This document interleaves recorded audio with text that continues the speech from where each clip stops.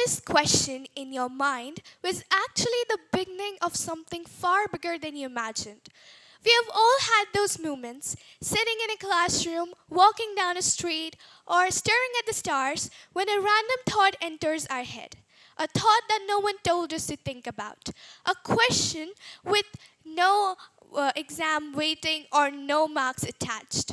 Most of the time, we ignore it. But what if those small questions, the ones we silence, are actually the spark of something powerful? Curiosity does not always shout, it whispers. And yet, that whisper has built many inventions and also created many revolutions. That whisper, that spark, is not a weakness. It's a superpower, and that superpower is curiosity. I didn't learn this in a laboratory or a library. It happened in the middle of a classroom. I was attending a lecture on volcanoes. The science was clear. Magma rises, pressure builds, and then eruption happens. While I was copying the neat diagram in my notebook, a question arose. That if the earth erupts when pressure builds, does that same happen with the people's feeling too?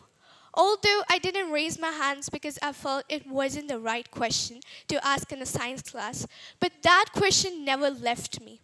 Later, I realized how people laugh when they're actually stressed, and how something small can trigger something big, and how some quiet students carries the loudest thought in their heads. That question taught me something important, that curiosity is not all about collecting facts, it's about connecting them. And it's all about thinking deeper, beyond obvious, and finding meanings where others stop, and information. History is full of people who followed their curiosity. And take Sir Isaac Newton. He wasn't the first person who saw an apple fall. Millions had seen it before him. But Newton did something different. He stopped, he wondered, and he asked one simple word: why? And that simple question led to one of the greatest discoveries in human history, that is gravity. Newton didn't follow a syllabus, he followed his own question. And that question changed the world. But remember, curiosity isn't all about scientists. It's a seed of every movement, every inspiration, and every leap forward.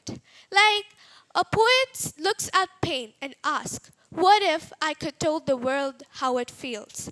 A painter looks at blank canvas and asks, what if I told the world how it felt, not just the way it looks? And revolutionaries looks at injustice and dare to ask, what if this could be different? From paintings to poems, experiments to protests, every act of change is made by someone who followed their curiosity and refused to silence them.